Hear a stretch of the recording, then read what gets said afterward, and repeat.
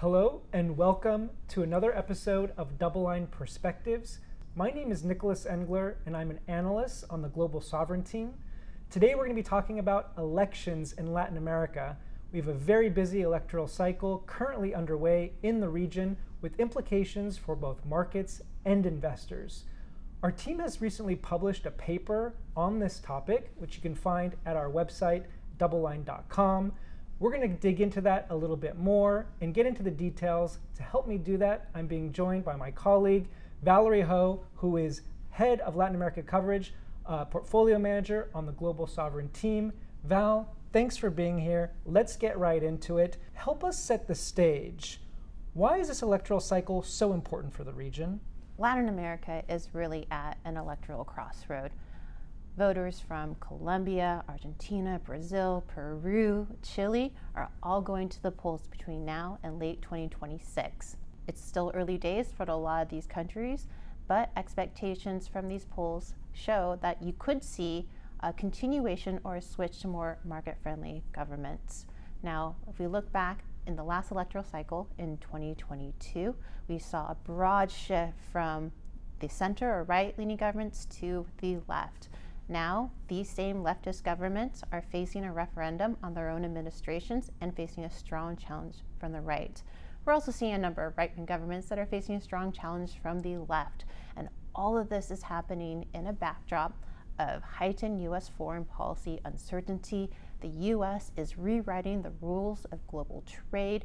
It's changing the dynamics of these bilateral relations. So these elections can have profound impacts on whether these governments forge closer relations or deepen their ideological divides. Okay, so you talked about a lot of these left-wing governments in Latin America facing challenges from the right.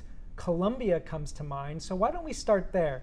Colombia historically has a long record of electing center-right governments. However, in 2022, we saw the electorate swing left and elect a left-wing president, Gustavo Petro. Its first left-wing government in modern political history in Colombia. Petro, over the last several years, has pursued a pretty progressive social agenda. It's included an increase in fiscal spending. Interestingly, the fiscal spending has not translated into popularity for this government, however.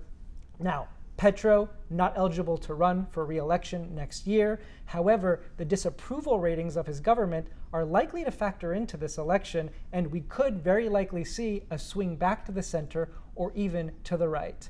Val, my question for you is, regardless of who wins this next election, what kind of state is Petro going to be handing off to the next administration? Yeah, so let's set the stage just a little bit. Petro came in with a transformational social agenda, but he faced a whole bunch of pushback from both the legislative and also the courts that really put a stop to him being able to implement all the reform that he wanted to. That being said, he was still able to push through some expansionary social spending. And in the environment of slowing growth, increasing interest costs, you've seen an inability of the Petro administration to control widening expenditures, and you've seen a widening of the fiscal deficit. So this is setting the stage for the next administration to have to do a lot of hard work, use a lot of political capital in order to implement a very credible fiscal adjustment that markets can get behind.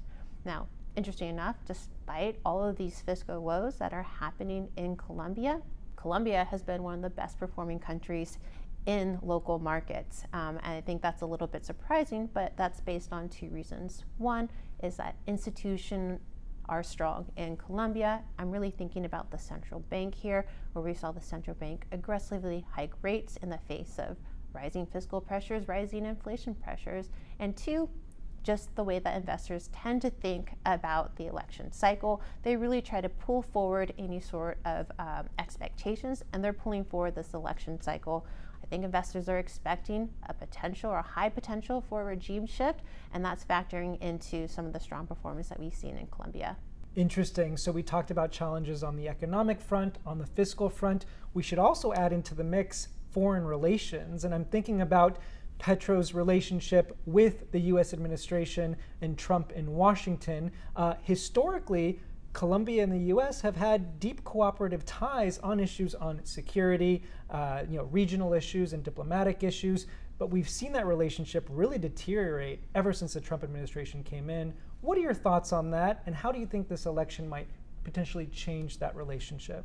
Yeah, there's been a sharp deterioration in relations. There's deep ideological divides on immigration, on security, on the policy with Venezuela. And all this really has come to a head. Recently, we saw the U.S. decertify Colombia as a partner in fighting the war on drugs. There's a lot of anticipation for this decision, a lot of concern of what it would mean for foreign aid and security cooperation. I think one thing that we saw fall out of that, though, is that the U.S. still sees Colombia as an important partner in its own national security interests.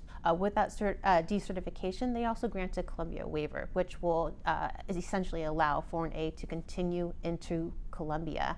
Another important thing to note is that Colombia still maintains preferential access to U.S. markets. So when we think about the tariff regime under the Trump administration, Colombia still has that favorable 10% tariff rate for its exports going into the U.S. And that's quite favorable when you look at it from the rest of the world perspective. So despite these ideological divides between the U.S. and Colombia, the economics between these two countries are still relatively holding. Now, of course, in the next election, if we see a transition to a more centrist government, I think that normalization of relations will happen quite quickly. So let's stick on this theme of leftist governments under pressure, but let's move down now to Brazil. Interestingly, the election there is quite a ways off. It's not until October 2026 that we'll see general elections. It seems a little bit early for us to start pricing in a potential election result here. We don't even know officially who's going to be running, but the expectation is that the current left-wing President Lula, will seek another term, which would be technically his fourth term. From the right, obviously the right-wing president, Jair Bolsonaro, will not be running for re-election. He's been banned by the electoral authorities from running due to his election interference. He is expected to be choosing a successor to run in his place. So we're probably looking at a pretty contested election here. My question for you, Val, is though, what's at stake in this election, especially for the Brazilian economy? Yeah, there's a lot to unpack there, and there's a lot at stake. For the economy, what we're looking at is the fiscal side. So much like Colombia, Brazil has a long history of fiscal issues. They have a very high distortionary tax base, and this Lula administration has shown a very little appetite to adjust expenditures for government spending. Now, I think investors are looking out for the next 4 years of the next administration. And if they're looking at a fourth Lula term that isn't willing to make meaningful adjustments on the fiscal side for Brazil, that's going to start feeding into inflation expectations. You're going to start seeing pressure on the currency. You're going to see the central bank need to keep contractionary high monetary policy rates, and all this is going to feed into lower growth and lower growth expectations. So all that has big implications for the economy. On the opposition side, as you mentioned, we don't know who's running yet. Bolsonaro needs to select someone to run in his place. And I think his calculus of who he's going to pick is going to be twofold. One, he wants to pick someone who's going to be the most competitive against President Lula. And two, he wants to pick someone who potentially could pardon him. He has his own legal troubles. He's heading to jail. So he wants to pick someone that he can really trust. Now, between those two potential paths, I think there is a preferred candidate that could be more market friendly, that is willing to do the hard work on the fiscal side, would be very business friendly. And I think that would have really big implications if he were to be selected and win the presidential election in terms of fueling the next leg of the Brazilian rally. And similar to Colombia, Brazil's relations with the United States has deteriorated quite significantly. It's dominating news flow in the recent weeks and months. Val, what should we know about that, and how could this election potentially impact that relationship going forward? The relations between Brazil and the U.S. have soured quite materially. We've seen a 50% tariff slapped on Brazilian exports into the U.S. We've seen Washington sanction members of Brazil's own Supreme Court. And all these policies coming out of Washington seem to be politically driven, President Trump said himself that this decision was based on his concern for the ongoing trial of former President Bolsonaro, that Trump himself described as a political witch hunt. So when you think about normalizing relations between the U.S. and Brazil, it's hard to see that happen in the near term. Certainly in the next election, if we see someone from the right come back into power, I think those relations begin to normalize quite rapidly. You're going to see a sharp de-escalation on the trade war between the U.S. and Brazil. So I think it would be a positive development there. Let's turn our focus now to a country, a right-wing country that is seeing some pressure, at least it appears so, in the upcoming elections. Let's look at Argentina, where the libertarian president, Javier Milei, has been undertaking quite a transformational economic reform program for Argentina, obviously trying to address a lot of the longstanding issues in the economy, the distortions, the imbalances, runaway inflation. He's had quite a bit of success on several of these measures, including on inflation. He's garnered plenty of praise from the Trump administration, which has become a close ally of the Milei government. But now the population is going to get to have its say and weigh in on Milei's shock therapy program when they go to the polls in midterm elections in just a few weeks in October. Interestingly, we had a bit of a precursor to those midterm elections. We saw a local election in Buenos Aires where Milei's party did underperform quite significantly compared to expectations. My question for you, Val, is what should the takeaways from that local election be? Can we extrapolate that into the midterms? What are your thoughts? Yeah, it's hard to extrapolate a local election to the national level. That being said, the province of Buenos Aires holds a very high percentage of the country's electorate, so you really can't ignore it. My big takeaway from the local election is that you're starting to just see a fatigue from the electorate of President Milei's harsh austerity program. Milei is facing not only sort of the hurdle in the midterm elections of the poor showing in the province of Buenos Aires local election, but he's also facing falling government confidence indicators. There's tightening financial conditions. The economy is clearly slowing. And at the same time, he's facing legislative setbacks, and as well as has potential corruption circulating his administration. All this is going to have pretty big impacts on the midterm elections. And the midterm elections are really important for President Milei in order for him to continue his reform program. If he underperforms, it's going to have big impacts on his governability.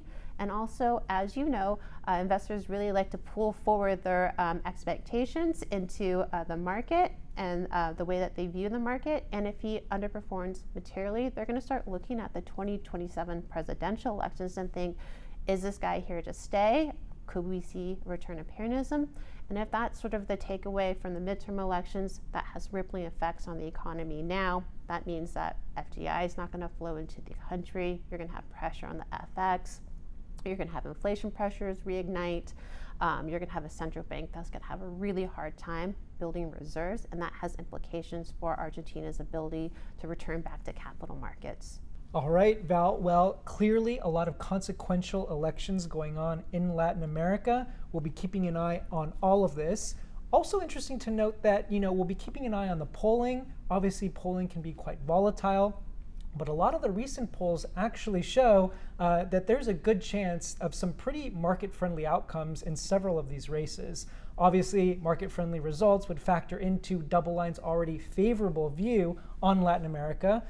And in fact, this election cycle might be the next catalyst that propels local markets in Latin America forward and continue to perform well. We covered just a few of the elections in this busy electoral cycle in this session today. Our paper covers a lot more, from Peru to Chile to Honduras, Costa Rica, and of course, we have in November 2026 midterm elections in the United States, which we'll continue to monitor. Val, thanks for your insights. We'll continue to follow these and bring you any updates throughout this electoral cycle. And thank you, everyone, for joining us.